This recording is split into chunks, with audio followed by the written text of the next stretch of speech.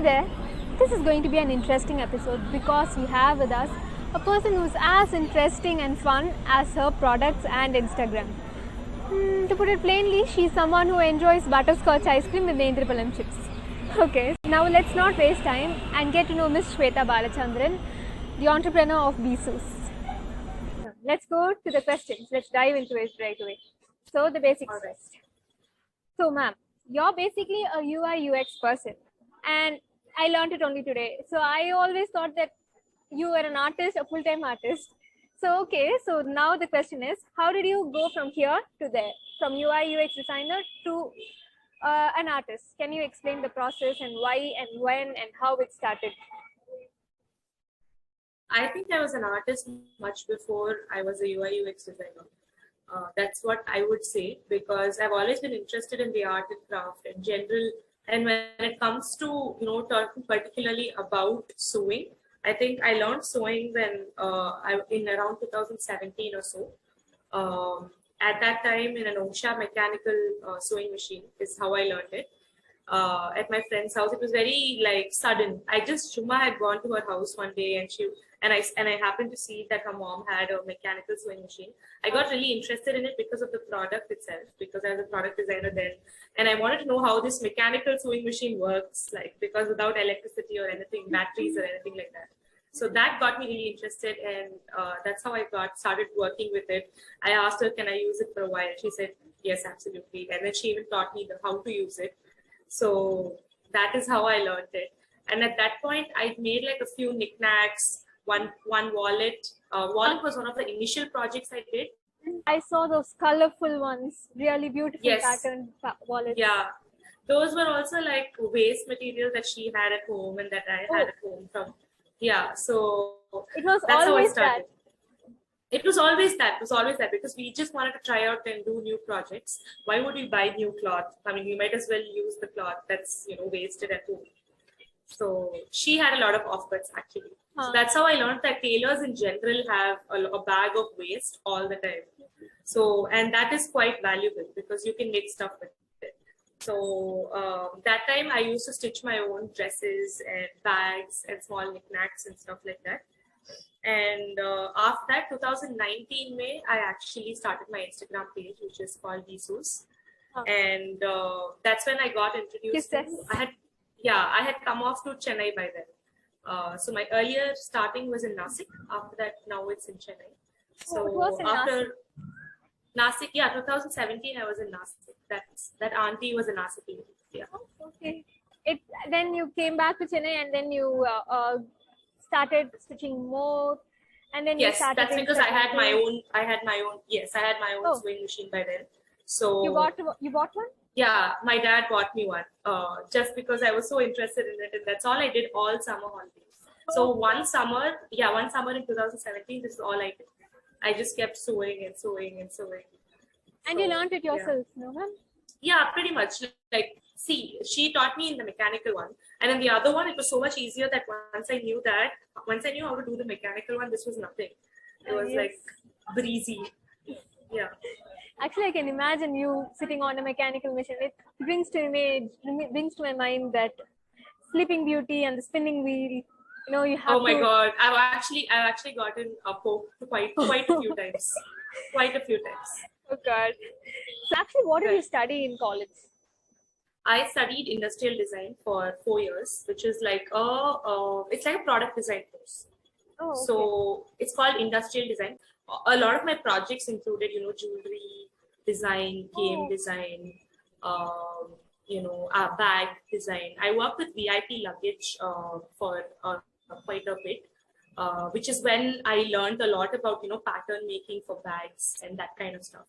Right from the start, you were interested in this field, in this artwork and business right from the start, right, ma'am? Right, yes. So it wasn't a major shift. It wasn't a major shift. Actually, right after my industrial design in my last jury, I had Michael Foley, who was, who had invented the world's thinnest watch in Titan. Okay. So he was my jury panelist. He was my front panelist actually in my jury, and he told me that I was really good at business. I would be really good at business. Yeah, so that's when I realized that I'm really interested in business as well.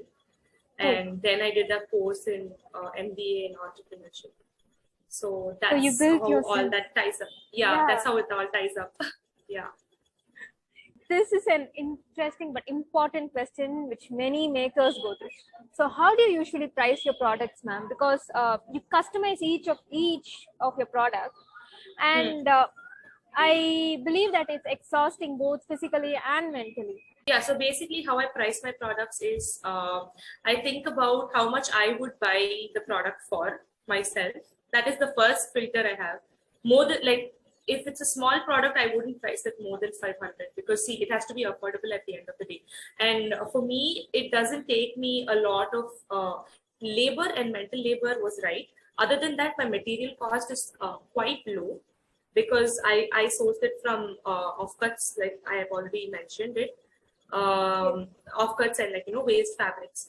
But sometimes for the interiors, I might have to buy fabrics, and I also have to buy the interior lining, which is the buckram. Yeah, that is something I have to keep buying, because it's like one side has to be ironed. So it's a wax coated buckram which I have to buy. So that is something I have to buy, and also there's this Eva foam which I also buy. So those are the two things, and mainly if it's a zippered product, then it would cost a little more, because each zipper costs more, and it's like more labor to get the runner in, and get doing all that. Yeah. So one advice which you'd give to someone who's planning to step into this kind of field, because your product is both sustainable as well as you make it from the scratch. So what is one advice that you will give to them? Someone who's starting a similar field, I would say try to break into patterns in the e-com site, because the problem is I cannot list my products on any e-com site. I have had 2 or 3 people who've come to me and said, I have a website, I would like to list your products. I would say, listen, it will be difficult for you to list my products, because first of all, I cannot have special SKUs. Every time I'll have to change the listing, because I'll have like 2 pieces in one particular color and one particular pattern that you see, but not more than that. So once that gets over, if 3 people are buying at the same time, I'm trying to press the buy button, it's just not scalable that way. It's not scalable that way.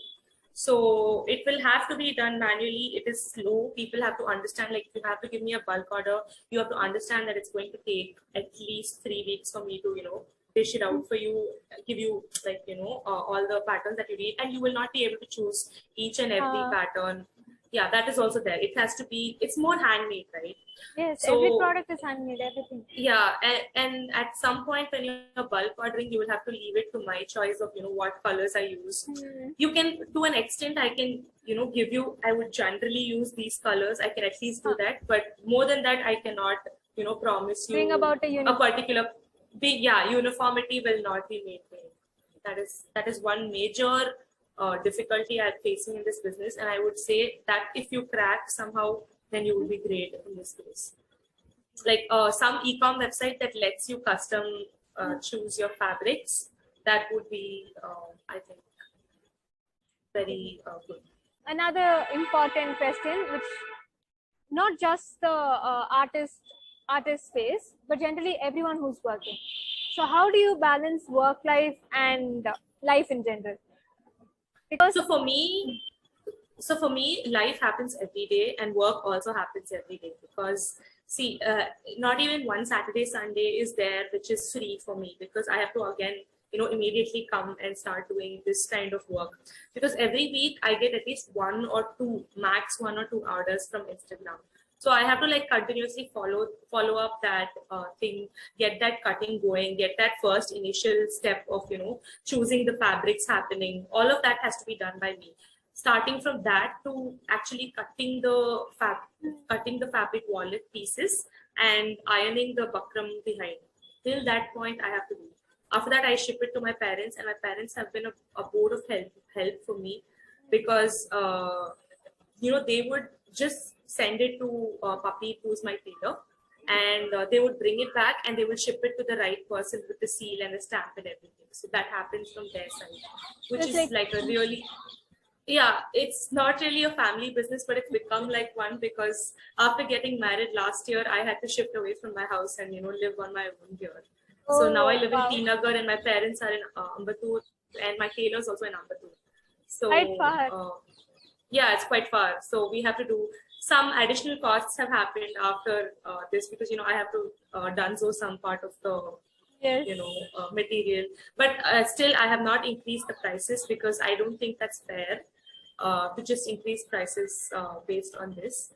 Anyway, there was like a little more profit, so I said it's fine, we will just keep the same prices, because then this is affordable. I know that people buy it, they like it at this price point. Why change it? Yeah. And how did you create your customer base, ma'am? So they keep coming back to you as you said that. So how did you create your own customer base? So I route all my products through my own Instagram profile also, which I keep putting up reminders. So it's literally been my Insta fam, my friends, my family who has really helped me gain whatever customers I have so far. And some of them just come up, I think, because of the right hashtags, I think. And also locally, sometimes they promote local content over overall content, right? So to that extent, I think I come up in home feeds of a few people around me. Also because of a popularity of my friends and people I know. So yeah, that's how. So I usually put customer first, and I do that, fulfill the orders first, and then if I have time, I'll start doing some extra stuff. Something like what buckram and fabric can do together. It can make 2D objects into 3D, which is pretty interesting. So I keep thinking new ways of what I can do with the waste I have, because that really inspires me. Whenever I go to Rangnathan Street and get a few new bags of waste, or somebody who gets to know about my business and tells me, "Hey Shweta, I know my tailor. She keeps throwing her waste. I think you should go and ask her." She tells me that she throws her waste. So even that way, from my ex-boss, I have got one contact of a boutique lady who was shutting down her boutique, and I got a lot of scrap from her. Oh, wow. So all this really excites me. And when I go and actually get the fabric, each fabric feels like, it talks to me. It says, I want to be something. I don't want to just go to waste. You're a magician. From a rag picker, you turn, you're like a rag picker. You pick up the rags and make it into something beautiful. Yes, it's very exciting. And now that you're close to Tinagar, it's even more convenient for you, no, ma'am? It's even more convenient, yeah. I can just ghar ke paas hi, I can just go and come back, get more fabric. But for now, I have so much fabric that, I will not need fabric for another 20-25 orders. Ma'am, when the place get messy, because these bags from Miniso have really helped me. They have these organizer bags, which are huge. So I get to put a lot of rags in it. In fact, recently also, only in 2021, that is last year, I started doing some flea market. Like I started going to some flea markets with my products and, seeing how, people really react to it in person also, rather than just an Instagram page that's too flat. So maybe, I should find out how people react to it in person and feel and touch it. I wanted to see how they react to it. So I started doing some flea markets last year. And from that also, I got some really good orders. And even some people would directly come and be like, I have this wallet. One person actually had a wallet in her bag, which was completely torn because it was in PU. So what happens with PU is, which is polyurethane, which is what most of our other bags are made of, if not leather. So what happens with polyurethane is, after 6 months or so, it starts peeling off somehow. If you've noticed in any of your old bags, it will start peeling off. The top cover will start. This one? Yeah. This thing? Yeah, that thing. It'll just start peeling off slowly. Yeah, so that's what happens with polyurethane, and it's like a very it's very annoying, and after a point you don't feel like it looks like old. You have to replace it. Yeah, you can't do anything. You can't really fix it or anything like that. So those kind of, one lady gave me one of her old bags and she was like, I want the same thing, but I want it in fabric. I want you to make it for me. I said, okay, sure, I'll try it. You give me some 3 weeks though, because I know I'll have to try it. And there was like a weekend coming where I was not in town. So I had to ask her for 3 weeks. So even then people are okay with it. She said, totally, that's fine. I don't mind waiting 3 weeks, but like if you give me something I can wash and like I don't have to keep buying a new one every 6 months. It's really hard. Like you should keep changing. Otherwise, it doesn't go well with your dress, and you'll not feel confident and comfortable. Yeah, exactly. Yes. So how do you organize your timing? Because for this particular product, I need at least 2 weeks time. I mean, your working speed and everything, but generally we assume that we'll be able to finish a product soon, but then we might get stuck up somewhere and things Sure. get So delayed. basically, it is totally dependent on the product that you choose. If there are some of these new products, recently I had posted one long thin wallet, which with a circular flap. If you, for example, if you want to order that pattern only I can stitch. I have not even taught my tailor that yet, because that's a new pattern. New patterns, when I experiment, I do it myself. Because and then once it gains popularity and I get at least like 5 or 6 repeat orders for this, then I go and teach it to her. And it takes some time, a few times for her to get it right. And once she gets it right, we can automate it. I can make it, I can cut it, I can send it, I can dunzo it to Ambatu. It will reach her. She will just stitch the thing and she'll send it back. Or she will actually just send it to my mom's place, which is right there, and my mom will ship it. So that's how it works. But then if you order one of my existing older patterns, which are already taught to my tailor, then that will take a shorter time. So that's generally literally how it works. Very like common sense, but yeah, some patterns only I can make, some patterns she can make. So if it's made by her, it will be much faster for you to get the fabric. And also it also depends on how long you take to choose your fabric, because I will immediately send you a video containing 5 or 6 patterns in the color choices that you have given. And once you respond to that, then I respond to it saying, okay, what about the inner fabric? Can I give you some options for that? Or are you okay with any fabric that I go with? Some people tend to say, okay, I don't mind, Shwetha, you take, it's your choice. You choose the inner. Yeah, and some people say no, it's for gifting, so I have to ask my friend what she likes. So yeah, and a lot of my wallets have been bought for gifting. That's also an insight. It's more personal when someone gives someone a personalized, customized product. Right. So what are the difficulties which you faced at the initial stage of your business, ma'am? And then how did you overcome it? And also, what are the troubles that you're still struggling with? Okay, there was an initial bit of paperwork, which I generally hate paperwork. I hate like filling up forms and stuff. But like I have a cousin who's a CA, so she handled like most of my work for me. So that was like really helpful. I just had to write a small abstract and that's it. She handled all the paperwork for me, so that was actually a blessing. But yeah, some of the other issues I faced was, like I said, I could not list in any of my e-commerce websites because I even tried listing it in Amazon. I got one order from Amazon from a person in Calcutta. It was very random. And now I know that you really have to pay Amazon if you want to like be relevant in the search pages, because because you have to sponsor ads, and you have to do your display ads and those kind of, with Amazon Marketplace, you have to go inside advertising.amazon console, and you have to do all of these things and pay money monthly. Only then you will stay relevant, unless someone is actually searching for something like BEESEWSS wallets, which is not going to be a keyword anybody's going to search for, right? So yeah. So that was a big failure for me, because I tried listing it in Amazon Marketplace and it didn't work out that much for me, because it's not very conducive to new business, even though they say they are.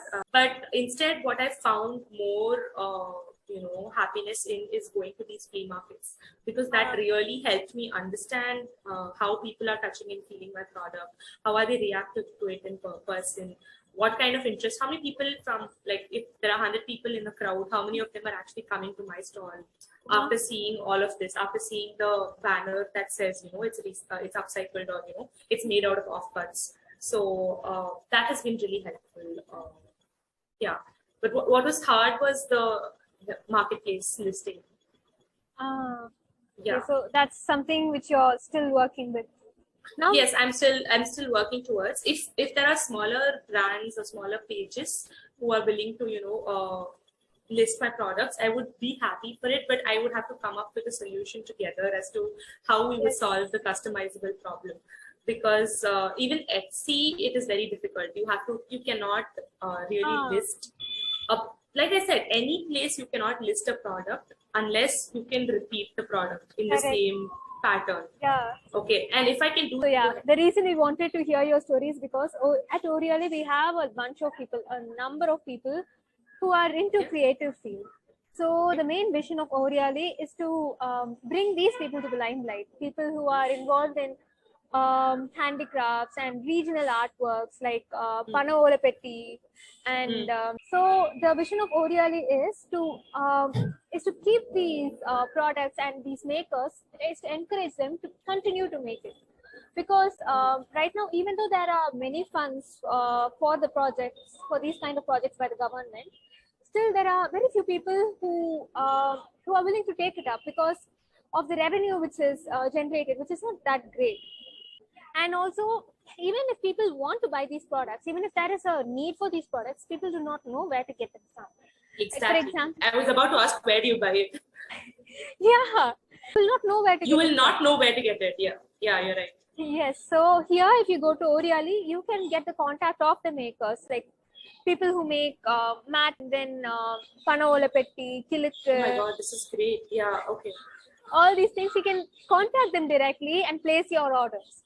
So this is one. But then you will be able to see what kind of products they make in the website, and then you can place an order in bulk or like singular as the case may be. Yeah, and then you can also customize your products with them, because they are they as like you, they also make their products individually. So this is the main vision of OhReally. So that's the reason we wanted to hear your story. Okay, now I understand. You are a maker. Okay. Yes. That now I understand. Right. So you should go and check our website. I mean, I will definitely do that. Right. Yes. Yes, ma'am. So it was a real pleasure meeting you. I really it was a pleasure meeting you too, Cheryl. Thank you so much. And I'm going to go follow OhReally. I also learned a lot from you.